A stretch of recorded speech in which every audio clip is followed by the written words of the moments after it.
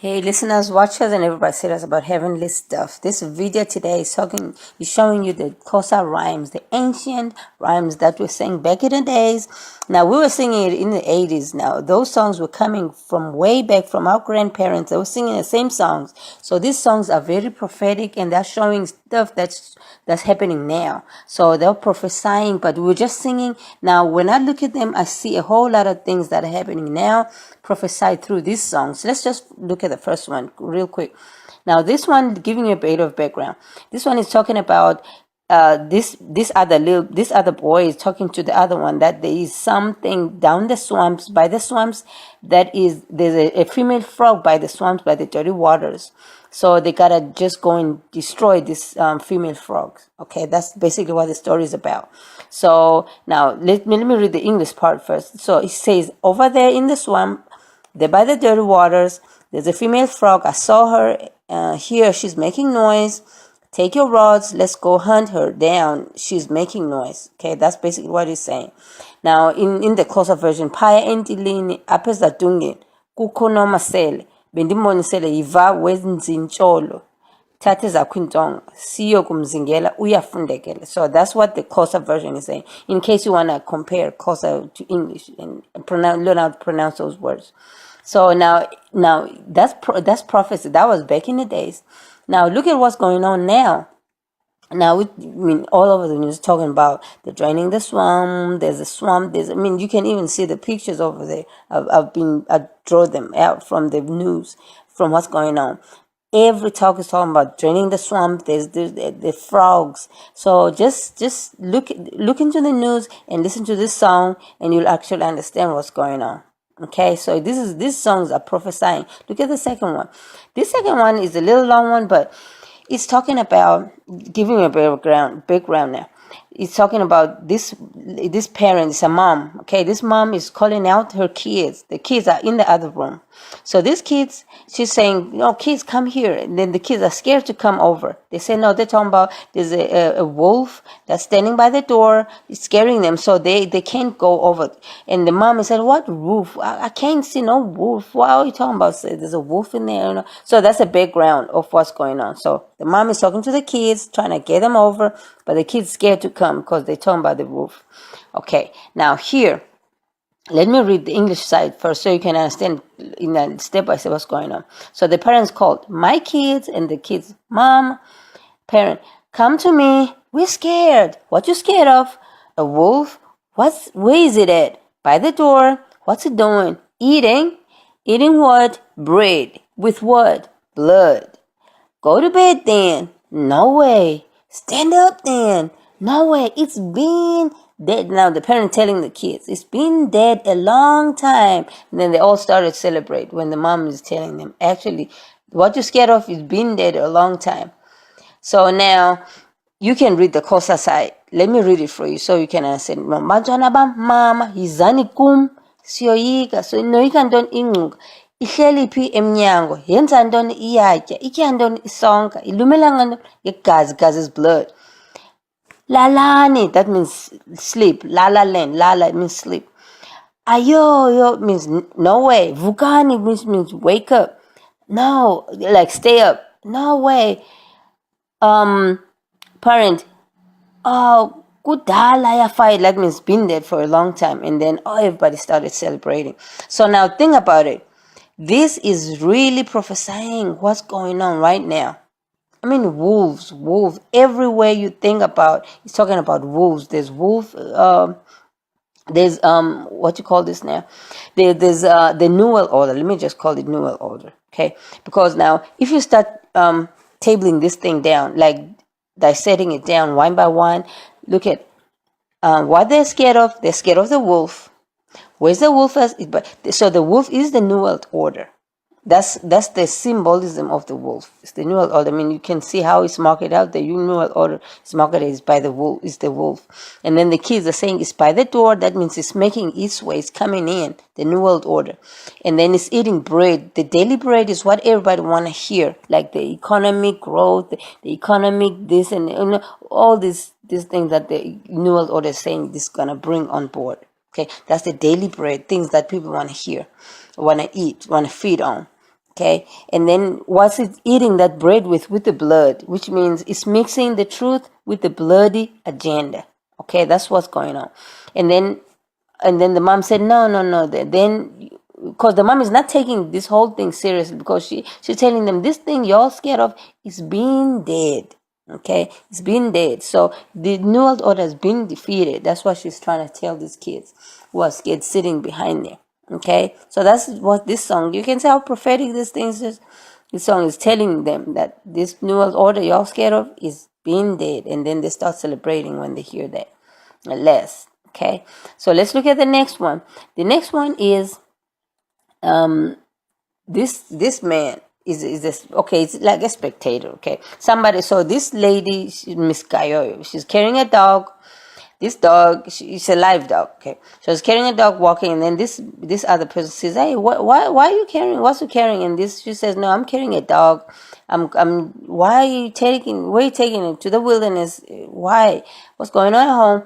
And she said, "No, I'm just freaked out by my husband over there because he's busy talking about there's this Zion, the sin is here at the door. Oh, evil is here, Zion, Oh, so she says no, she's not sure what's going on. So she's taking all the pets they have. Maybe it's the pets that's causing all this trouble. She's not really sure what's going on. So now this song is talking. That's just a background giving you about this song. So here, this man says, "Hey, Miss Gayoyo, what you carrying?" And then, "I'm carrying a dog. Where you taking it to?" "I'm taking it to the wilderness. Why not at home? I'm freaked out by Mr. Gayo." Crying in a sack, saying, "Zion, Zion, the sinner arrives." I mean, this is little kids' songs, like 4-year-olds, 5-year-olds. That's how old we were when we were trying to sing these songs. So these are really olden songs that are really prophetic, telling things that are happening. I mean, back in the days, there was no Zion or anything, any of these kind of things. It's just songs that people just sing. So you can actually see that this is really prophesying. I mean, you can see now the Zionists is what's terrorizing everybody right now as we speak. The Zionists say, because if anyone is starting to believe that Zion is the thing, is the one. No, if you listen to these songs, this Mr. Gaio was freaked out in a sect, crying in a sect. That means he's really crying really the loudest he can, but he don't want neighbors to hear, so he hides in a sect. That's how loud he was, really freaked out. So you can understand and see that this Zionism is really not happening. It's not what it's trying to paint out there. Okay, let's look at another song. And this one is, let's give it a background. Now, the groom, the Xhosa culture where the groom comes unannounced, the same thing that the Savior Msindisi is going to come doing, where he's not going to say when he's going to return. So that's exactly how the grooms do, where they just come unannounced. So that's what this song is about. It's about this groom, but now it's talking about how the nature of these grooms when they come. Because now when the Savior comes, he's going to come with a bunch of angels. Angels are people like you and me too, walking. Just like they got wings so they can, run around. There are no airplanes in there in heaven. So they use wings to walk around faster. So when he comes, he's going to come with the groomsmen, with this group of people, okay? So now I know Sonini, the father, it says, the Bible says Sonini is going to come back, okay? I know in another video of mine, I'll show you that. But it might be the father can be in the body of the son, okay? Like he did back in John 1:1, okay? So we don't know who's coming, but Sonini is coming. So let's say the son, now the groom, okay, he's coming to pick up his bride unannounced. So that's what this was. So he says here, so now to set a setting, what's going on here is this man, I said Vuyo because I forgot what the name was, because that was like years ago when we were singing this. But I tried to really try and remember the words. But that first line, I can't remember who the name of the person is. But he says, "Here's Vuyo." Okay, so this man is talking with another person in the kitchen. So this man is eating corn. So, and somebody else, the groomsman is part of the groomsman, is eating corn in the kitchen. So somebody else walks in. Now, somebody else is the one who's telling the story. He walks in, I suspect it's a she or he. So he walks in and then sees this groomsman eating corn. And then he says, hey, can I have some of that? And the groomsman said, no, they're by the stove. You can get some for yourself. And then when he starts to walk towards the stove to get the corn for himself, then the groomsman throws the corn that was on his hand, he throws it at him at the back. And then this one gets pissed off and starts to throw back, starts to fight back too. I mean, takes the corn or whatever and throws it back at him. Okay, it's like popcorn or whatever. It's not really something serious. So he starts to throw it back at him. And then it says no, then he starts to give a background, like a conclusion of some sort, that, oh, this, by the way, these are the groomsmen that came yesterday, and they be fussing about everything. At first they started fussing about the smaller one, like, because now when the groomsmen come, you gotta slaughter, you gotta make a ceremony for them, like slaughter whatever you want to slaughter for them. So they started fussing about, whatever you slaughtered, it was a little too small for them. And then you started slaughtering they started demanding a bigger one, the biggest of them all. So that's what this story is about.